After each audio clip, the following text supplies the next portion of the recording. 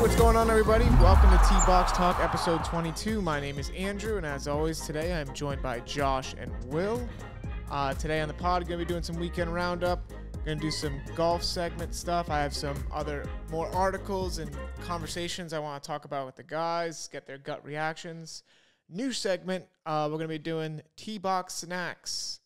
Could go anywhere with this one. I've got some hot takes I got to get off my chest. I'm sure Will and Josh have some good stuff as well. And then we're going to close out with some LD Larry David complaints from the T-Box, where I have a bit of a story. And here we go. Weekend roundup. Will, take it away. Big trip to Florida. Big Florida guy now. Nah. No. It was fun. I really am not a big Florida guy in the first place, but it definitely changed my perspective a little bit, especially the area that we were in, the villages, because it's a whole different world down there. And I know I prefaced my trip a little bit earlier this morning, but I think the coolest part about it is, like, you don't drive your car when you're there. All you do is you take a golf cart, and these golf cart rides can go up to an hour. I mean, the Villages is huge. It's 28 square miles. It's its own freaking town.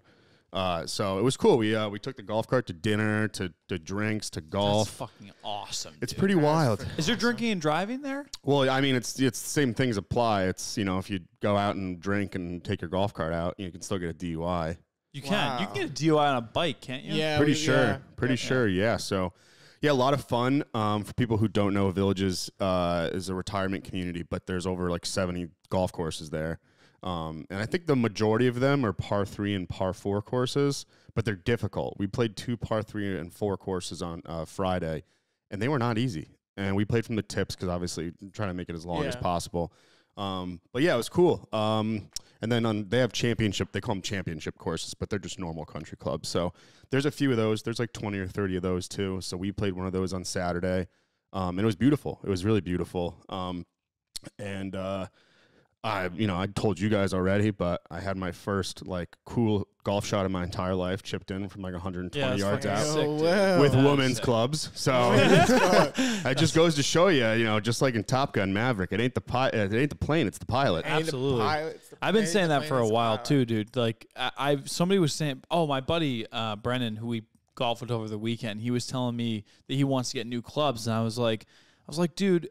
We went the other day to look at new clubs, and I got to be honest, it's an epidemic. Like, they're charging for the irons that I felt like were just good enough. Like, they literally were charging $1,500 for a set of irons, and I'm thinking to myself, yes, the irons may be better. Even if they are better, I still can go out there with my irons now and hit the ball fucking flush. I can still play phenomenal golf with the clubs I have now. So, are you telling me that these irons are going to basically make me hit the ball better and so much better that it's going to improve my scores? I don't know. Is that, you know what I mean? I don't really understand the whole point, like you said, of getting new clubs. Is it really going to make you that much better? I think it could be a size thing. Have you outgrown your clubs, or do you think if you got new clubs, you get the same size? I looked for the ones that Bryson DeChambeau uses, which are the ones that are... They're all the same They're size. all the same length, which I think is fucking really cool, and I've never played with that, but I've always been frustrated because when I hit a wedge shot, you ever have that where you either you skull a wedge shot, or you kind of thin it, and it just fucking goes a million yards? Yep. All the time. Yeah, but a lot of that comes from the fact that think about what happens when you do that. You're swinging, and you hit the ball, but not the ground. You're not really getting under it. You know what I mean? Enough. And sometimes you go too under it. And a lot of that for me comes from the fact that I'm bent over. So that's not my natural stance. So think about it. I'm teetering between too close to the ball, too far from the ball. So I wanted to try those. And again, they said, I think that was that Wilson's that do that. I thought he was Srixon. Srixon. Yeah, I was going to say, I thought so. And are they selling that though? Or is that just custom? They are, but they're fucking so expensive. Really? I think they're $2,000. I saw an ad when I was down in the village, because obviously a lot of the ads down there on TV are golf oriented because it's a big golfing community. But I saw an ad for PXG irons, and they were they're having some massive sale, and it was $120 per stick. So you buy the club individually. So you don't buy a set. You just buy it's on a la carte club basis. Damn, really? So, and I'm $120 for one fucking club, and that's a sale. Yeah, that's crazy. I'm like, that's wild. I bought my irons for like $300 10 years ago. Me too, which is actually part of the thing is like I bought RBZ. That's the weird part too, Will, was that when I went to Golfers Warehouse a couple of years ago. Well, actually, not a couple of years ago. It was like 8 years ago. And I bought a pair of RBZ. No, it's not RBZ. They're no, I think they're RBZ. Is it? Isn't RBZ Rocket Balls? No, they're not RBZ. It's like the one version after RBZ. I don't know. The point is they're pretty good, and they were $300 or max $400. And I think like the main difference is like if you really are just choosing between a cavity club and a forged club or a muscle back, and the main difference there is distance. You know. Yeah. So, like, you get more distance out of a forged iron or a muscle back club versus a cavity club, but a cavity club is more forgiving. So, do you think golf club prices have drastically increased because of the increase in golfers? That's what I was concerned about. Yep. Because you're saying that, and I'm thinking to myself back what I was just saying. Like, I could get a good pair of irons for like $300-400 at one point, and now they're asking for fucking $1,500. Yeah. I literally looked at that. I was like, dude. What, like, you know how hard it is to have enough money to pay $1,500 for a set of irons, golf irons? And then that's not even including, like, $500 for a driver, you know, $250 for a putter. Yeah, right. Like, you're talking about putting a set together, and it's going to be $3,000 to $5,000. Yeah. And I can't wrap my... And the driver costs are up the fucking wazoo, dude. It's like $600 for a stock driver now. Yeah. I mean, the last driver that I got was an R11 in high school. Well, actually, I just got a new driver, and it's only $289, but... that's a good price. But back in the day, the most expensive driver you could get in that time period was the R11, and it was like $400, and that was top of the line. And all the other brands, Titleist, whatever, they were staying in that region too. So obviously, I mean, everything is affected by inflation, but golf prices have just skyrocketed. It's like insanity. I can't fucking afford new golf clubs, dude. We started a golf company, and the three of us, actually, Will's kind of. You have decent enough clubs right now, right? Yeah, I've got like forged X-Hawk Callaway irons, but again, I've had them since I was 14. Oh, got it. So okay. They're 12-year-old clubs. I haven't even replaced the grips on them. Yeah, I think actually it's funny. That's an underrated sort of advancement you can make in having a pair of irons that does a lot is like if you were to just because my thing was like I'm feeling like mine are a little bit worn, you know, like I've been playing with them for so long and I've played a lot of rounds. I've fucking hammered them in the simulator and they just wear. There's just general wear on them that I would like to get a new pair and refresh it. Like everything has a shelf life. No matter what you tell me out there, they're like these podcast mics will have a shelf life, like no matter what, and everything is different. But with irons, like I do want a new pair of irons, even if I can still go hit them. But fucking new grips, dude, I bet it's like hitting a new iron if you get like a brand new pair of grips, you know? Speaking of grips, I mean, those are even getting expensive. Like I need one for my new. I need one for my driver. I mean, I replaced my putter grip at the beginning of this year, and I mean, putter grips are a little bit different than just regular iron grips, but it was $40 for a grip. That's crazy. And to me, that seems like it should be $20. Was that for doing the grip? Did they do it for you, or did you have to do it? No, they did it for me. What is it if you just get one and do it yourself? Same price. Wow. Okay, yeah. That's bullshit. I mean, it might be different elsewhere, but yeah, I mean, moral of the story. And then one more thing about Florida, and I fucked up and I left my show and tell in my backpack, so apologies, but the driving range that we hit at in Florida is water, and the balls float. No way. And they pick them up using a boat. That's pretty cool. Yeah, and so obviously the balls are hollow, so I actually have two of them. I want to cut one of them open just to see what the inside looks like.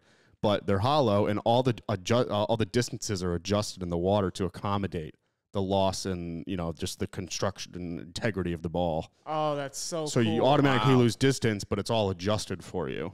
Like so the if flags. you hit it to 100, it's actually like 200 or something? If you hit it to like, it's lower. It's lower. The balls don't go as far. So like a 150-yard club would be like 125 yards at the end of the day. Oh, that's really cool, actually. That is really cool. I have a couple questions about this Florida trip.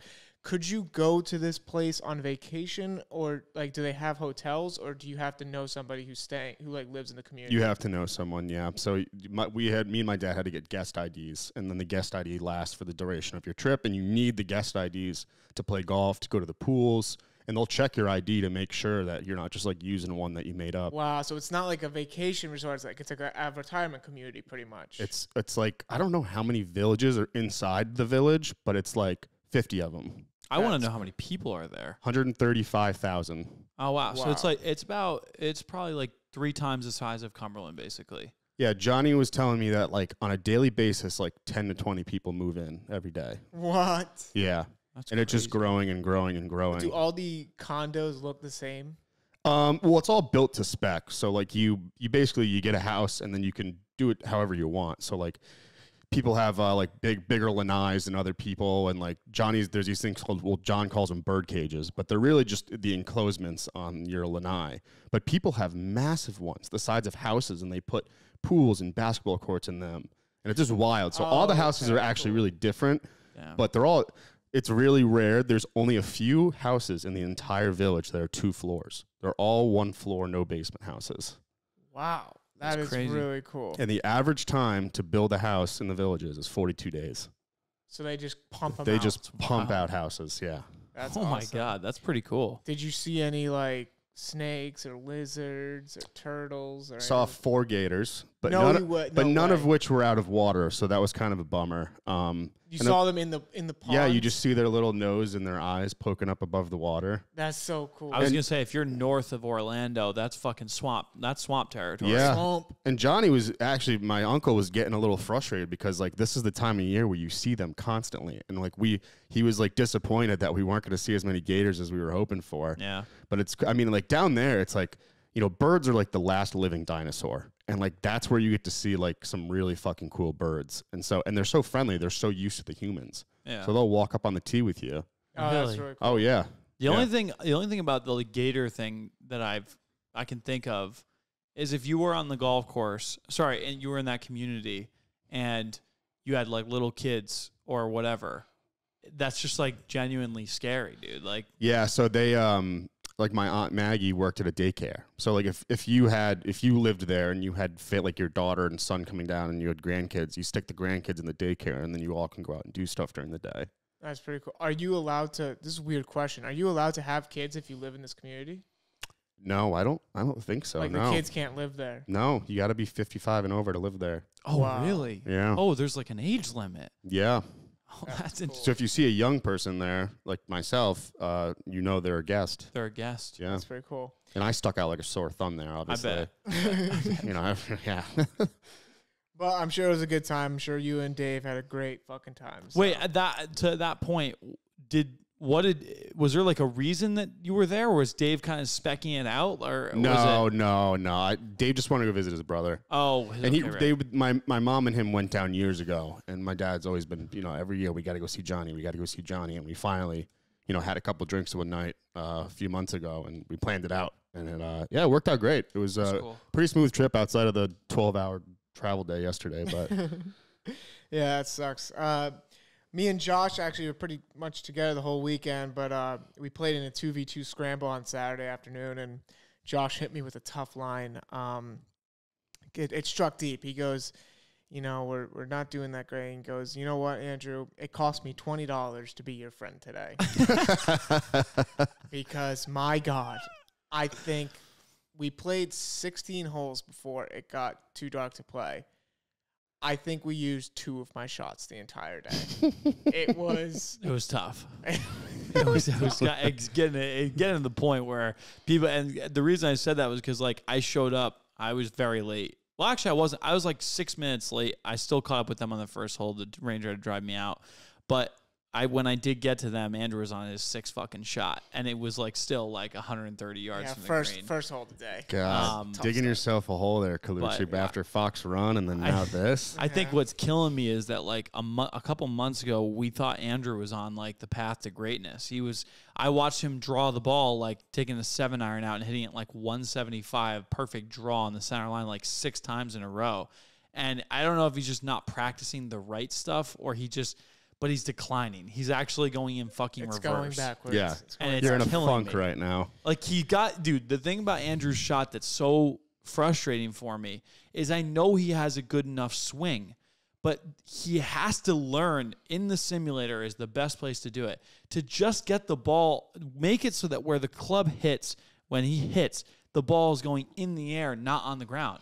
Because he's got he's got plenty of power, he's got plenty of swing, swing juice. Like he could be so much better than he is right now. Yeah, I just got to get the ball in the air. Got to get the ball in the air. Even my irons, like I was hitting them far, but like worm burners. You know, it was like just one of those days where like literally nothing worked for me. It was like insanity. I couldn't believe it. I felt bad. The first round we went out and played with my Uncle Johnny. He took like double par in the first 9 holes, and he was just like, never playing here again. I felt so bad, because he probably golfs a couple times a week. So I think he really wanted to beat my dad, and so they were kind of having like an internal competition too. So you and Uncle Johnny had a rough go at it this weekend. But then it gets even worse, right? So to backline this, when we got to the course, I was going to get a cart to drive. And the guy running the cart barn, he's like, hey, just go take one of those carts over there. I was like, oh, no problem. I take the cart, it's fine, all day. After we played the 16th hole, it was too dark. We had plans to go into Boston anyways. And me and Josh's cart, the guy that this one's like, oh, just take that one over there. It died. It ran out of fucking battery. Really? So Josh, as I'm steering, was pushing it, and like we just picked up some speed, and then he just jumped into the cart, and like we got to catch a couple hills. So like we got down the path closer and closer to the cart barn, and then we had to go up this one final hill, and this thing was dead. So Josh had to get out and push the entire cart up the hill while I'm just steering. Not contributing. It was the craziest thing. Well, the best part is like I'm literally outside of the cart, fucking manhandling the cart up the hill with Colucci in there driving. We get up and the kid is sitting there and he goes, "Oh, how was your round?" And I was like, "Dude, how was my round? The fucking cart died on us. Like it sucked." And he was like, "Oh, cool. Other than that, though, how was it?" Yeah, I couldn't believe this. Cool. Yeah, cool. He's like, cool. What about the other fucking 17 hours that took you to play that round because it was so slow, dude? It was logjam city. Yeah, I'm finding that like everyone's trying to get their last rounds of the year in, and we're trying to. My dad and I we're trying to play this course called Shenecosset in Groton, Connecticut, and you would think a week out you could get a tee time, and no, there's no tee times. Yeah. And then we're trying Raceway, no tee time. So I think people are just scrambling before fall hits to get out there a couple more times. Which shocks me because I think right now is like kind of like the not best time to golf. Like I think in a couple weeks when fall hits, that is my favorite time of year to golf. I agree. Yeah, it's cool. You can wear like a pullover. Yeah. You don't get sweaty walking around. Yeah. I was just sweaty existing in Florida. Yeah. That was the hardest part about the whole trip. You are kind of still in the summer of Florida, which is like, you're also on the south end. So it's like, it's already kind of gone through you're kind of like on the tail end of the hottest part. Yep. So I do think that summer can be, you're also inland.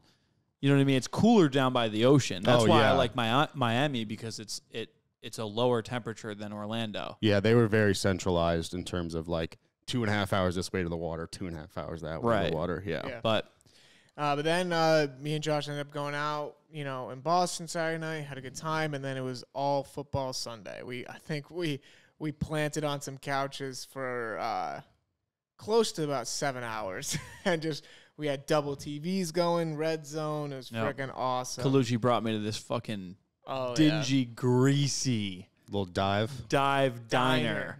And it was fucking tiny. This place, you could feel. I walked out of there, and I could feel the grease on my fucking face, and I just showered minutes before. So it was a tough way to start the day, but it's like my favorite. It's right near my buddy's place in Quincy, and it's like it's just like they don't do anything that special, but it's just I love going there for some reason. I know. I don't know why.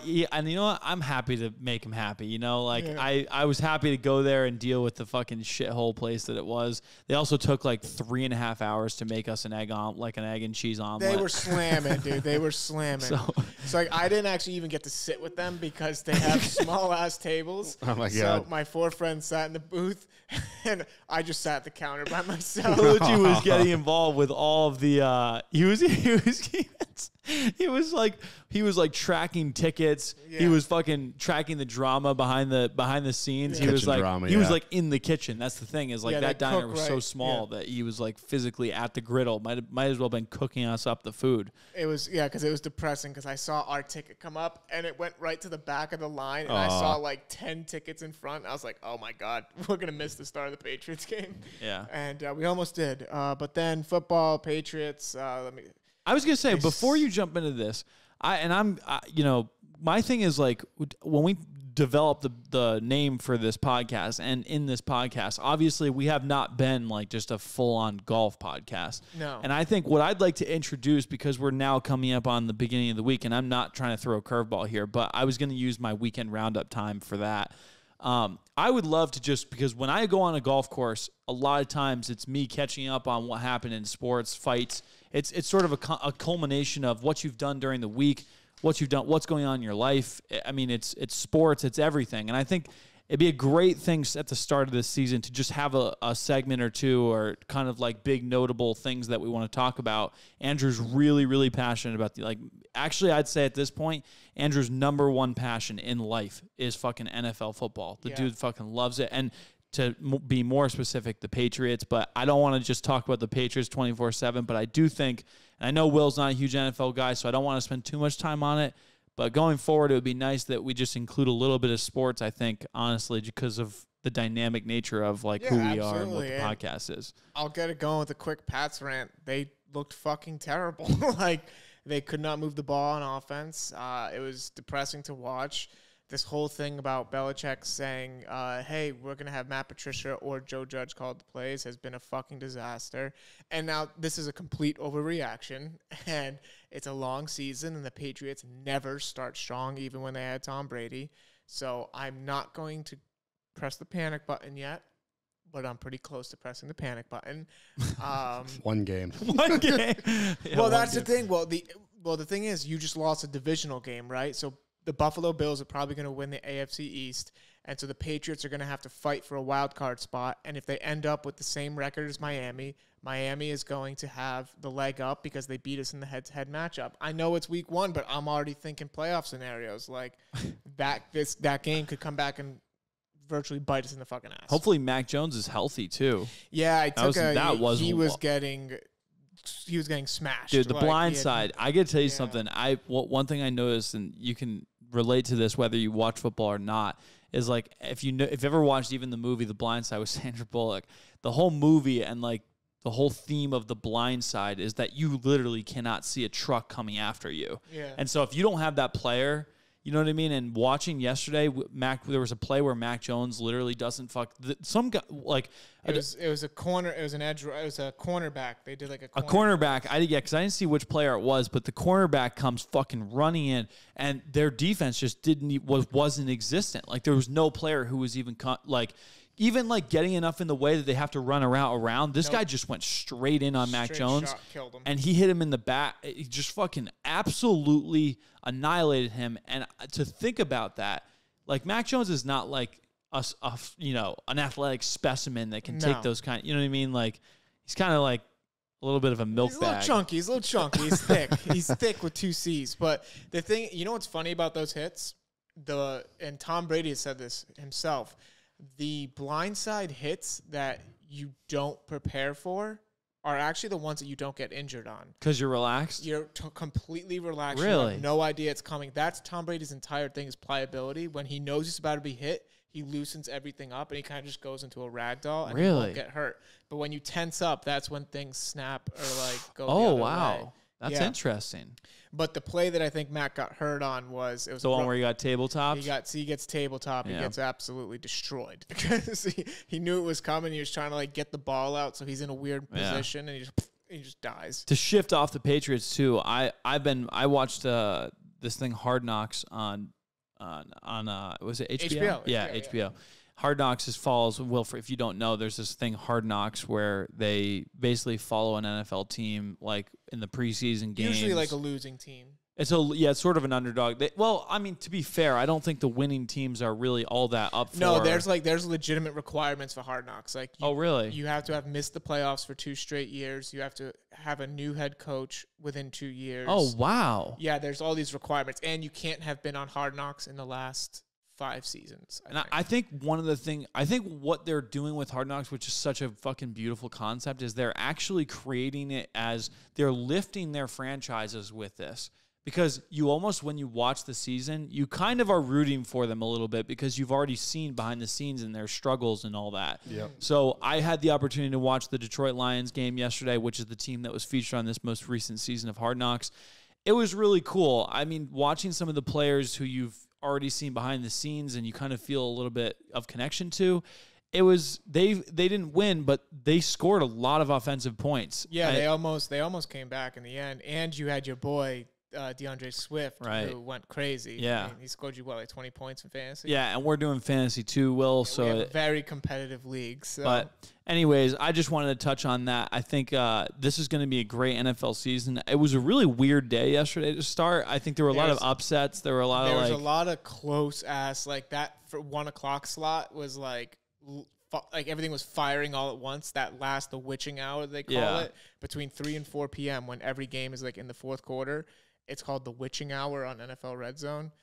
And it was insane. There was like 4 games that were like down to the wire, like all just happening at one time. And it was just like boom, boom, boom, boom, boom, boom. It was like overstimulation. It was freaking awesome. I literally saw something the other day. Actually, I think it was yesterday about how, how we talked about like, maybe it was last week or the week before, but about like things that you would change in like the game of golf that would like, I saw some, I don't know if it was a meme or something, but someone put out an opinion and saying like, oh, they should if they're putting TVs in golf carts, they should let you watch NFL Red Zone on the TV while you're golfing. They should, because I bet you courses do really bad on Sundays during football season. It's fair. Colucci did that yesterday. He pulled his phone out and he was playing. Saturday when we were playing golf, the Alabama-Texas game was really close, and it wasn't supposed to be close. It might have been a big upset. So I literally just pulled up the stream on my phone, and me and Josh were watching as we were just playing golf. We were also waiting so long, and it just added so much more to the round. Yeah.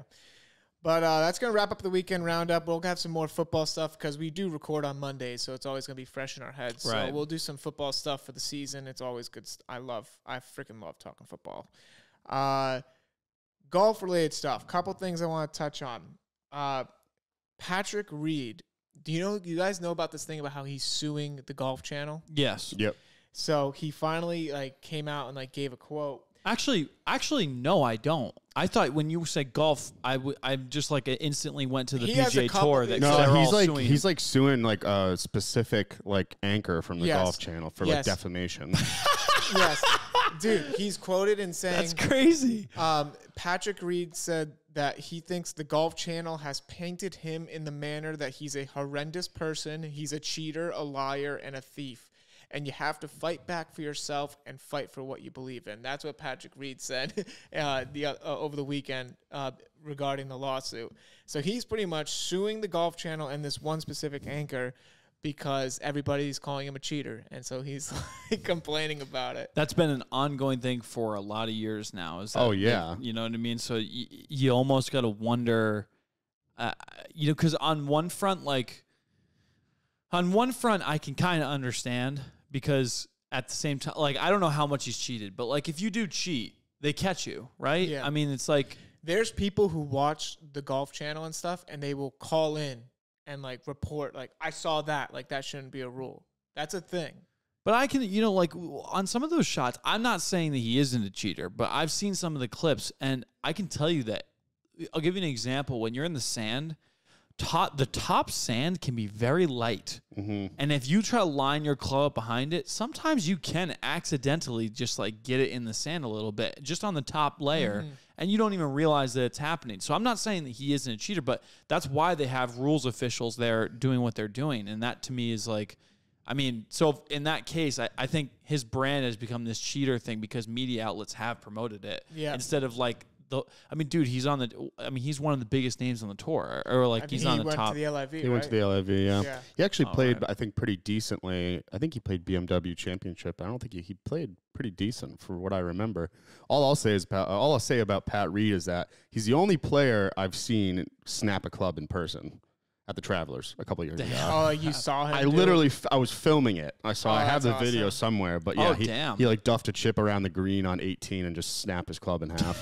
That's the only like experience I have with like understanding like where people are taking it with this whole Patrick Reed thing. Damn.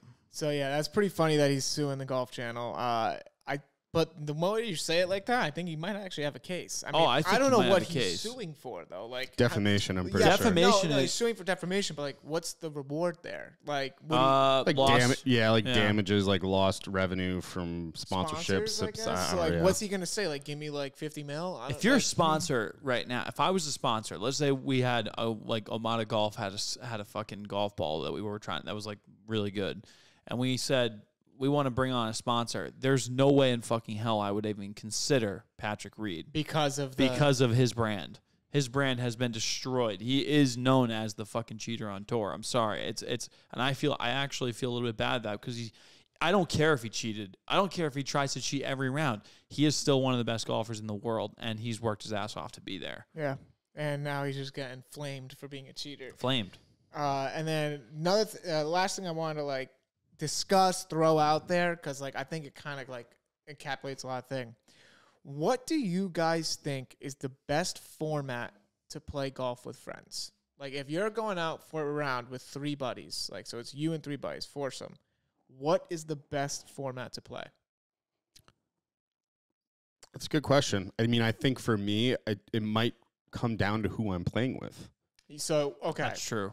Yes. Because I have some very serious golf friends, and I have some people who just like going out there and drinking and having a good time. So, you know, if I'm playing with the very serious golf friends, usually they like to keep their own score.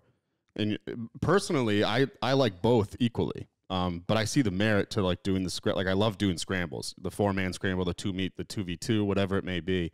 But for me, I think it really comes down to who I'm playing with. And do you ever, Will, for you, would you always prefer match play, or do you like to play stroke play? I like to play stroke play. Yeah. Because, you know, for me, it's like, you know, I've been playing golf my entire life, and to see that, you know, how far I've come and how far will continue to get is important to me. But, like, there's always a time and place. So it's like, if you're going out, like, Lake Moore is a good example of that. Foxrun's a good example of that. Like, we're not going to play stroke play the entire time. No. So, Josh, what do you think?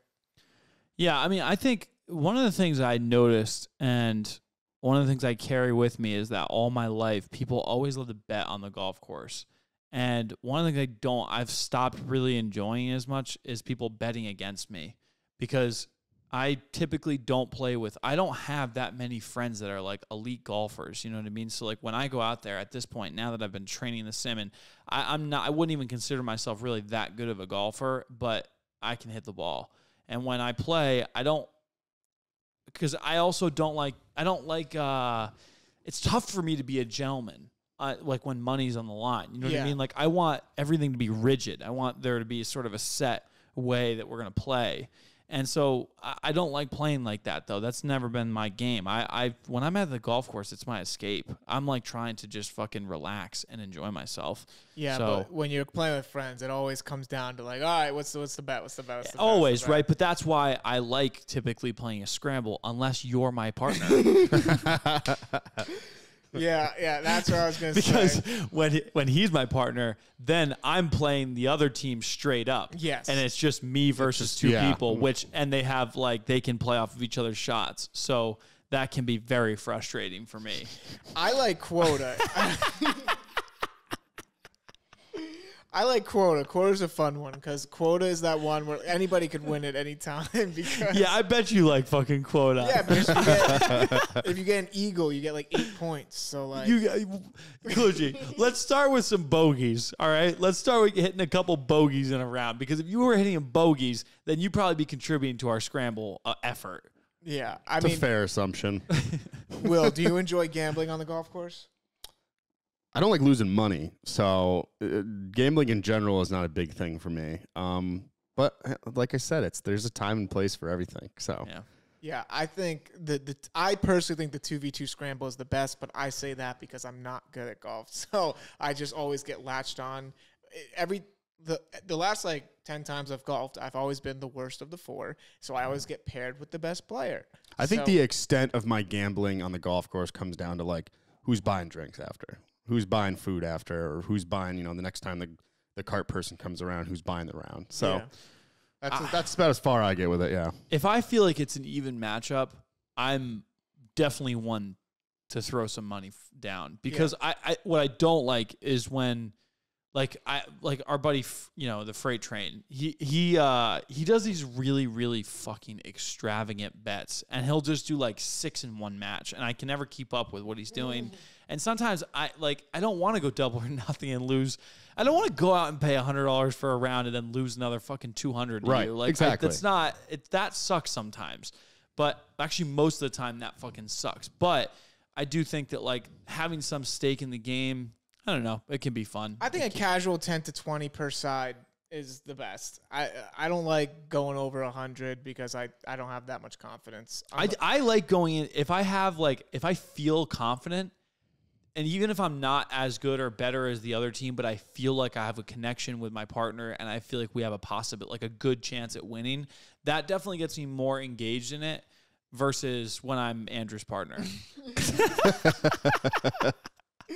Yeah, you know what? It's going to take a lot for me to get Josh's trust back. I'm not even asking him to go out there and hit 70-foot putts. You know what I mean? I just wanted to hit the ball in the air. Yeah. I just wanted to go up and then come down. It was like at Fox Run when we were like pulled up to the 12th tee and you're like, Will, come over here. And I'm like, what? And you're like, I have not driven past the front tee box in like 10 or 12 holes. How? Dude, he has a simulator in his office. He comes in every single day to a place that has a fucking golf simulator in it. I didn't go to a golf simulator until I was fucking 22 years old. Yeah, same. That's like insane to me. Like just come in and take the drive route and just try 5 different things each day, 5 different swings and try something else until the ball goes up in the air. You know what I mean? Like have a slice or a snap hook, but like, come on, get it in the air. Get it in the fucking air. God damn it. I could not get the driver in the air the other day. It was like absurd. What the worst is like there was a number of holes on the course that we played that have hazards. And in order to get over the hazards, remember that the ball has to go in the air. You can't worm burner it. Yeah. So Colucci just went, there were a couple shots that he just went literally just straight into the fucking shit. Like just like the ball literally went 5 or 10 feet in the air, just directly into the hazard. Yep. That's exactly what happened. And I let the team down once again, but you know what? I can't even say it's going to get better because I don't know if it's going to get better. You got all winter to practice. I seriously don't know. I mean, it's been 9 years. It's gotten probably worse from when we first started. So it's tough, and that's gonna wrap up the golf for this day. Too bad, so sad. This podcast. New segment alert. We're gonna do T-Box snacks, food takes. I want to hear them. Well, did you have a sick meal the other day that you want to like give some props to? Is there a restaurant out there you want to give some props to? What this could go anywhere, and I'm excited for it. I will lead it off. I have 2 takes that I need to get off my chest. I don't think you are going to have much of an opinion on this, Josh, just because I don't think you really eat this stuff anymore. But, Will, you might be on my side here.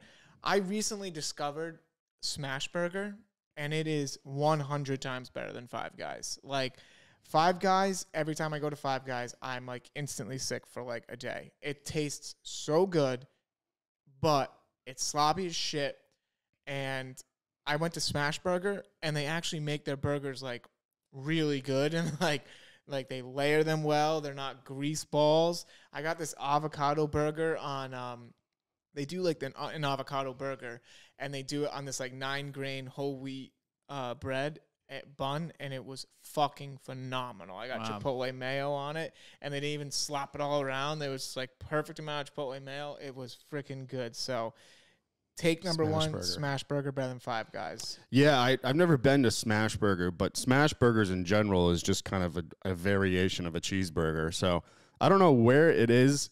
It's a old timey place, and I don't know what state it is, so I'm not going to guess. But when they smash the burger down with onions, it's Connecticut. That was invented in fucking Connecticut. Yes, I live for that shit. And I don't like a really thick burger patty. No, neither do I. So I'd rather have two smaller patties, and that's essentially what a smash burger is. Yeah. Yeah. I know Josh started doing smash when we lived together in college. Josh would make smash burgers, and they were fucking awesome. Yeah. Unfortunately, I haven't eaten beef I think I tried Wagyu twice in the last 4 years. That's as much beef as down in I've Charlotte. Had. Yeah, I had one with you and then one with my parents in Florida. I don't think I've eaten beef otherwise. I've had pork a couple more times than I would have liked, but because I love dumplings and sometimes you because I'm not dietarily hindered, restricted. Yeah, because it's not an animal thing. I still eat chicken, so it's more of I don't want there to be too much fat in my blood. I want to be healthy. I can every once in a while, in a dire situation, just eat it, right? And then just fucking get on with my life, So anyways, I like smash burgers. They're way better than normal burgers, and they typically are crunchier and they're just the juices that come from within usually flavor the cheese and is absorbed into the bun. It's really good. It's good. And then last thing, I finally, because we played golf up in this certain town, I was able to finally get back to Moe's because there's no Moe's around here. And I like Moe's better than Chipotle. Oh yeah, fab. I agree with you wholeheartedly. Really? That's insane. No, that's fucking insane. I've had Chipotle now at different stages of my life, and I have not liked it any of the times I've had it. Okay, you guys are saying some hot takes right now. No, Moe's is better because they have the stack. You get the wrong Doug. Yes, they have the wrong Doug. It's well, the best it's thing it's a Crunchwrap Supreme, but it weighs like a pound. Yes, it is freaking massive. awesome. Yeah, the Crunchwrap Supreme from Taco Bell, I do remember being the all-time great. There's something about the Crunchwrap that is just significantly better than everything else. I wouldn't even go to Taco Bell and get. I would have gotten the spicy chicken burrito or something like that. But to be honest with you, I got to a point where it's Crunchwrap. It's Crunchwrap or die. Yeah. I mean, Yeah, so at Moe's they do the wrong Doug, which is pretty much just a beefed up Crunchwrap Supreme, and you can make it that way. You can put whatever you want in it, but I always, whenever I go, I make it a Crunchwrap. I do the same ingredients. You can't tell me that they couldn't do that for you at Chipotle, though. I don't think they can because you have to have the flat tortilla small guys. They have them. And you have to have the grill to put the thing on. A Crunchwrap Supreme is a big tortilla that's folded in on itself. But with two flat, hard shell tacos. They have the flat, hard tacos. Oh, you're saying they don't have the hard tacos. They don't have the circles. It's like a circle. Got it. That's I know what what makes you're the talking Crunchwrap, the Crunchwrap and the stack. But I fucking love Moe's. Moe's was also good back in the day because they used to serve margaritas there. And then Moe's was bought out, I believe, by a Mormon family, and they removed alcohol from the menu. Wow. Yep. I did not know that. But you can get margaritas at some Chipotles. Yeah, you can. And Coronas and stuff. Yep. But no longer at Moe's. I think that's like a corporate. That's like a nationwide thing now. I actually had a friend who once got a margarita at a Chipotle, and it turns out it's a whole situation because there's only 2 or 3 people on staff who have their liquor license who are allowed to actually serve it to you. So it's a freaking disaster. Well, yeah, because you got to be 18, I think, to serve alcohol, right? And tip certified. Yeah. Okay. All right, Will, go. So hopefully this doesn't fall outside of the circle of this food talk, but when I was down in Florida, and I think Florida's the only state you can get these, but I was finally able to try the Mountain Dew hard seltzers. And so they got a Baja Blast one, they've got a black cherry one, fruit punch, and then regular Mountain Dew flavor. And I will say, the black cherry one was okay, the fruit punch one sucked, but the Baja Blast one just tasted exactly like a Baja Blast. And it was spiked? It was spiked, yeah. They were 5%, 100 calorie or something like that. Yeah, you had sent me a snap, I think, of them, and I was like, damn, that looks pretty fire. That's fucking awesome. Yeah, I was kind of on the fence, the first couple sips, but I liked them. The only problem is they're sweetened, and they're not sweetened with cane sugar. It's like stevia or some other, artificial sweetener. So you drink too many of them, and it's like drinking too many Tweez.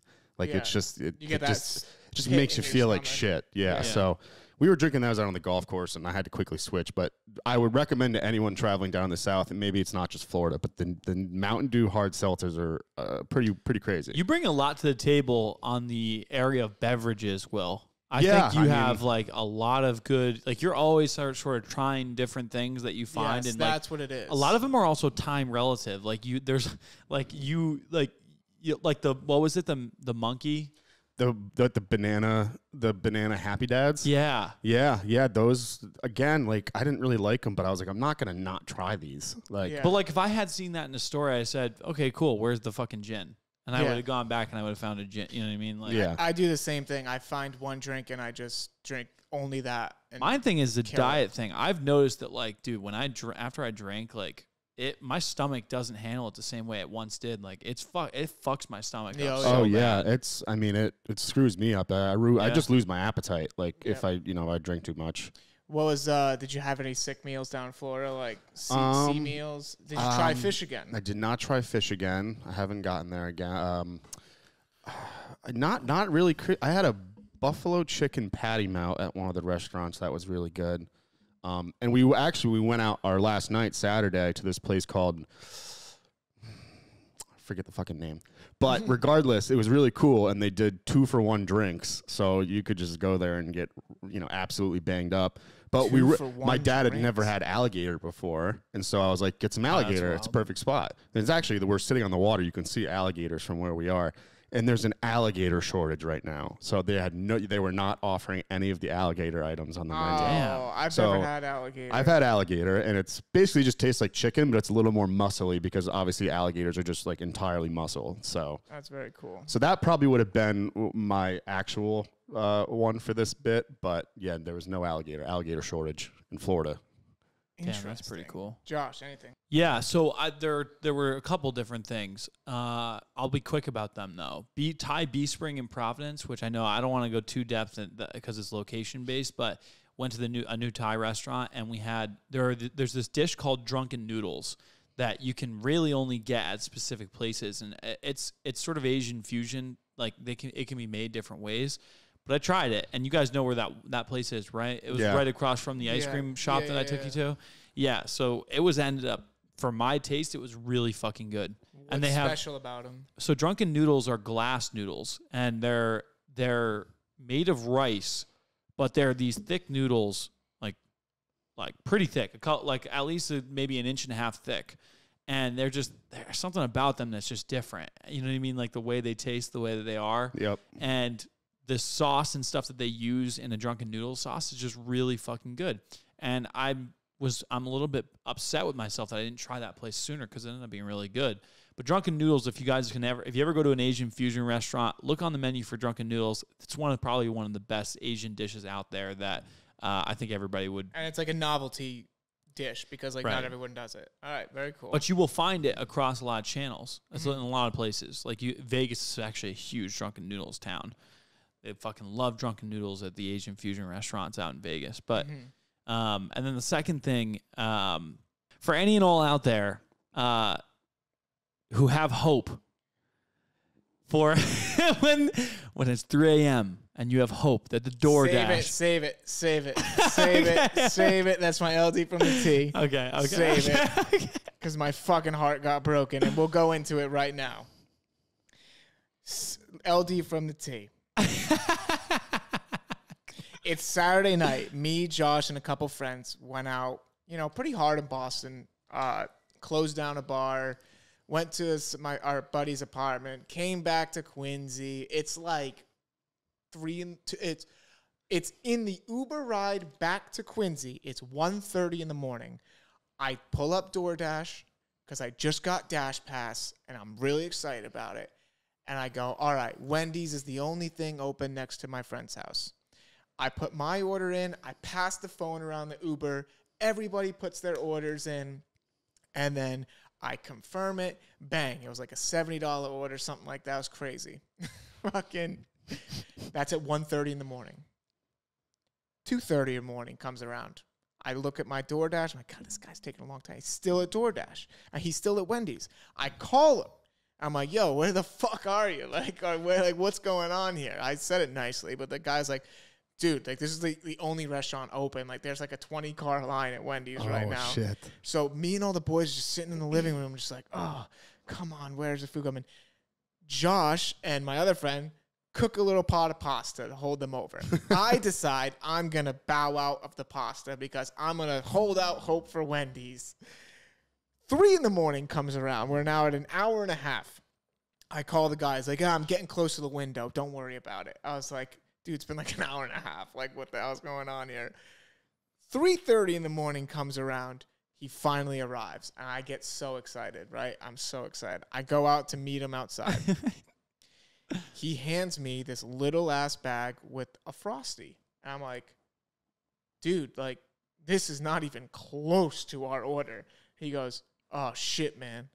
He had dropped off, because he did 2 orders at once. He dropped off our huge order at the other person's place and came to our place with 1 Frosty, 6 nuggets, and a medium fry. How did the fucking other person not realize? How do you go from like because they drop it off? Yeah, they drop it off. There's no like the people don't come out and get it like a pizza delivery man where they have to pay them there. The dasher usually just drops it off on the front stoop.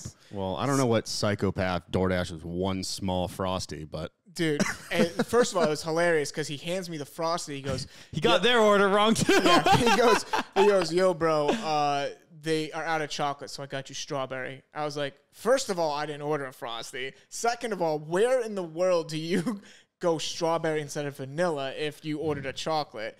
And third of all, when I told him, because he sat at Wendy's for like an hour and a half. Yeah. When I told him it was the wrong order, he like his heart dropped, and I was like, wait, what are we gonna do here?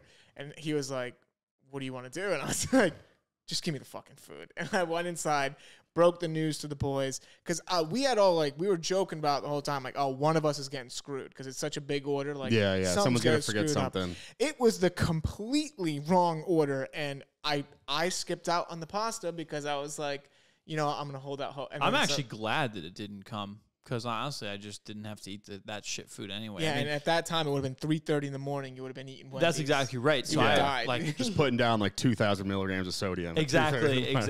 And we had like burned a lot of I've been working. I've been telling these guys. So for me, it's like I'm trying to eat less than the amount of calories I burn each day to just try to kind of like slightly, you know, continue to decrease my weight and be in shape. But point is, if you have hope. And if it's 3, I'd say realistically, anything if it's past 1:30, I was gonna say 1:30, 2 o'clock. Take your hope and flush it down the fucking toilet and come back to reality. You're not getting your fucking food unless you're in a city that actually isn't fucking stupid like Boston, where they close everything down at 1 a.m. Yeah, or even 12:30. So that's it. That was a good one. It was depressing, dude. It was depressing. Because I was so hungry. Have you ever ordered DoorDash and then just fallen asleep? No, but I know a lot of people who I've done that before. Have you? I got like a $30-something McDonald's order one time in college and just woke up the next morning and it was just sitting on the doorstep. I passed out with my phone in my hand. So did you eat it? No, absolutely not. I would have eaten it. I mean, McDonald's food is basically indestructible, but I wouldn't have eaten it anyways. I think I watched a video where they took McDonald's, they took a fry, a burger, and a chicken nugget, and they put it under like a microscope not a microscope, but just under sort of surveillance. Testing? Yeah, and they just like let it sit there, and it took like 100 days for there to be any mold grown on the food. Yeah, it was fucking wild. I've seen something like that. Like the preservatives. I don't know what they're putting in that shit, but it tastes fucking good though. Yeah. Anyway, so to close it out, I tried to reorder. He did that. That was insane. At 3:30 in the morning, I was like, all right, instead of a refund, I'm gonna do a reorder. Like, because they do it for free for you. And another like half hour went by. I was like 4 in the morning. I was like, I'm giving up. And I just canceled it. And I was like, the guy was in line though, right? Oh yeah, he was in line. I was texting with him. Me and him were texting. It was a different guy now. Oh, okay. I was going to say I would have felt really bad. I'm texting with this guy. I'm like, yo, bro, we just got like fucked on the last order. Like, can you like hurry up? And he's like, I'm trying my best, man. There's like a 20-car line still. I was like, wild. Screw this. Absolutely so I canceled wild. it. And I still haven't even gotten refunded. So. I have a much quicker one. Yeah. If I could just fire off. I got to tell you, my house is on a main road, and it is also I drive to get home. I drive through the back roads, and it's just gotten out of control. Back to driving on T-Box Talk. You know what it is? It's not even the drivers. It's the motherfucking walkers. Yep. They think they own the road. Dude, I can't even wrap my of all the ways to risk in life. The one you choose is to walk on a fucking main road with no sidewalks. Yes. Dude, especially because like not only are you endangering yourself, but you're also going to fuck my life up if I like hit you and you die. But even more than that, you're also endangering everyone that's coming on the left side lane, because if I have to veer around you on a road, like I'm talking with no about shoulder, with no that's the worst part, is like a lot of times that you come across these people and they're walking on where you can't see. Mm-hmm. So like you're going around a turn, like, and it's all of a sudden, yeah, and then you got to like veer off to the left and try to get around them. And you're making a split decision. Yeah, and you have cars oncoming, and the lane isn't really big enough for two cars.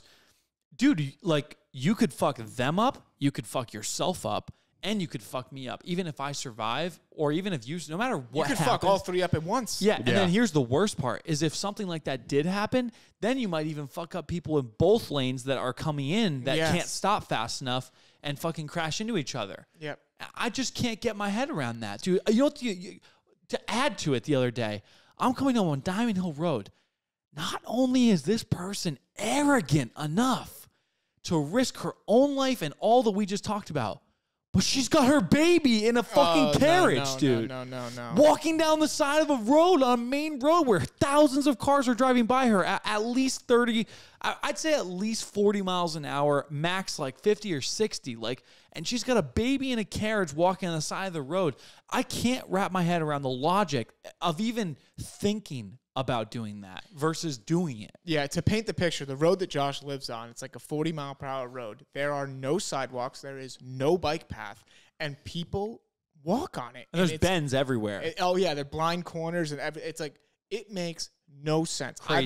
What's funny is I've actually walked to Josh's house before. I did it one time. I'll never do it again because it was so scary. Like, I'm walking on this road, and I was like, I'm going to die. You probably were kind of weaving in and out of yards, though, a little bit when you could, kind of thing. Oh, yeah. There are people that, like, have their shirt off that are casually going for a run down the most dangerous road in the entire state. Like, it's so stupid, dude. I couldn't even...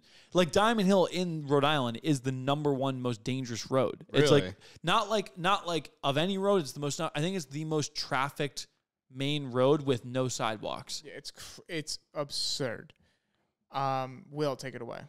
All right, so this is going to be a hot take. And you guys might not have, but you might not like associate with this as much, only because we're a couple of years apart. But I think that weddings are getting out of control.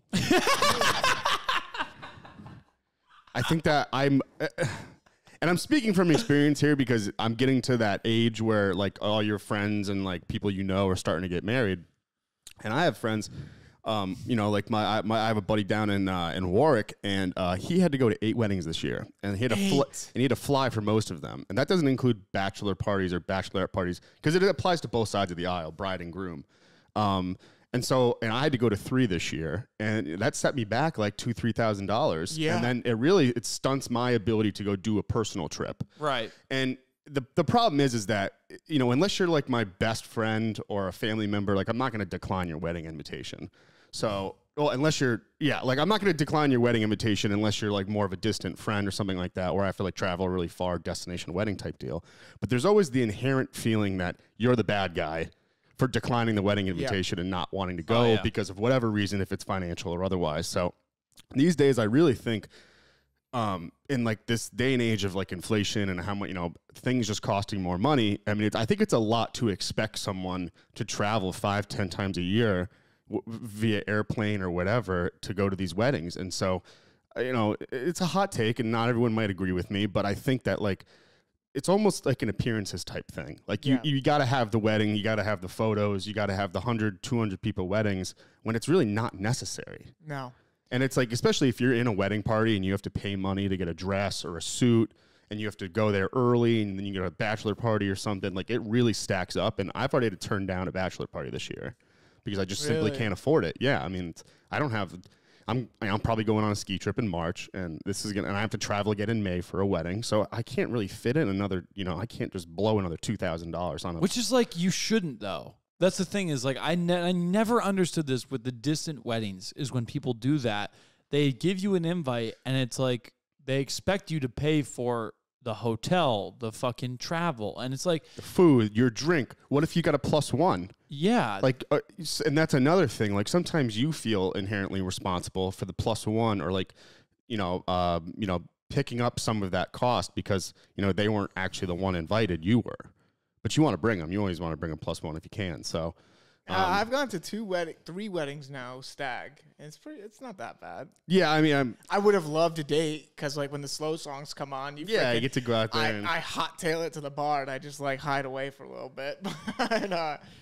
But yeah, that's my hot take. I think, we're getting away from like the point of and I also think like these big massive weddings in general are just kind of like a boomeristic thing. Like, it was just expected of you back in the day, but it was also cheaper to have. Mm-hmm. That's actually, now you're getting to the root of that issue, is like, if you didn't have to spend so much money on the wedding, do you ever think about what you could do with that fucking money? Exactly. I mean, dude, I'm talking like wedding venues now. I mean, you could spend fucking 20 grand just to have you could spend 50 grand. Yeah. That's a lot more. But you could spend unlimited amount of money. But I think like the average person like that wants to have their shit at a country club or something like that in some place, I mean, it's like 20 grand I think is right around like between 20 and 30 grand is like the going rate. That's like the ballpark, baseline rate. Right. Yeah, if you had to do an average, it'd probably come out close. Because like I think although if you do them in the winter, they're a lot cheaper. But then it's like, what the fuck is the point in having some crazy venue if it's fucking freezing and snowing out? So I saw a really cool video on TikTok of this couple that they had a very small wedding at the top of a ski resort. And then after the ceremony, they all skied down in their wedding clothes. That's pretty fucking cool. But that's like a whole experience. That's totally different, you know? Like, I'm not just going to a place, going through the motions and then you go home. It's fire. Yeah. You're also a couple years older than us, so you're at that age where like all your friends are getting married. So like me and Josh are gonna hit that in a few years. Yeah, and it's just suck. And it's literally just like one after another starts popping up. Yeah. And like I said, my buddy down in Warwick, I mean, 8 to 10 weddings and expecting to fly and stay and pay for all of that, it's excessive. I think you gotta you just gotta kind of have, I don't want to say the balls, but like you kind of have to have the balls to be like, hey, I love you, but like, I'm not coming to the wedding. Yeah, and it's like when I turned down going to this bachelor party, I just felt like just genuinely bad that like, and it has nothing to do with the people or who it is. It's just not in the cards financially. So, yeah, that's my hot take. Also, time though, it's also like a time thing. Like, why does everybody feel like you only have so much time in a year? So if you have 5 friends to get married and that takes up 5 weekends. That's a significant amount of time, especially depending on when it is. If it's in the summer, it's like, okay, summer is boiled down. Like this summer, I realized that based on like all the holidays that you kind of have to spend with your family or like you don't have that many free weekends that you could just like up and go somewhere. Yeah, you know what I mean? And especially if you have to fly. And then there's always the conversation of like, all right, if I have to fly to go to a wedding, maybe I want to make a little trip out of it, right? To make it feel more worth it. But then again, it's double-edged sword. You're gonna have to, fork out more money to do that. So more time too. That's what I did. I went to 2 weddings this summer. One was a family wedding, so I don't count that. But the one wedding I went to for a good friend of mine, I made like a little solo trip out of it. Yeah, I remember that one. I had a great time. I didn't have to fly anywhere though. If I had to fly, I think it would have been a little different. But like I drove like an hour and a half away. Got my own little Airbnb, made a little self-trip out of it for myself, and I had a great time. But I spent a fuckload of money that weekend. Yeah. And it's, and I had to buy a suit for the wedding because I was like, oh, I don't have a suit. It's a couple $100 right there. $400. Yeah. So that's a pretty nice suit, though, $400. Yeah. And I'm going to have it for a while. I mean, like, I got a custom fit and stuff, so I'm pumped about Unless that. you start hitting the gym, get real big and strong, and then you won't might not fit in it. Yeah. I think it's the other way. If I hit the gym and lose weight, then it's going to be too baggy on me. Clutchy, I don't think you can go any further, man. What size do you go down to? A fucking extra small? You could go down to a Shanks. Hey, shout out Shanks. I've got to get him back in here sometime soon. Well, that's going to do it. I think those are all some pretty good LDs from the tees. Thank you so much for tuning in to T-Box Talk, episode 22. Look forward to talking some more football on the podcast, especially with golf kind of in their little off-season. Ryder Cup should be coming up kind of soon. I know they just made selections, so we'll dive into that in a few weeks. Thank you so much for listening. Like, rate, subscribe, leave some comments. DM us some segment ideas. We're open to anything. We can go any direction with this podcast, and we're open to it. We have a lot of fun doing it. So as always, thank you, and have a wonderful weekend. See ya.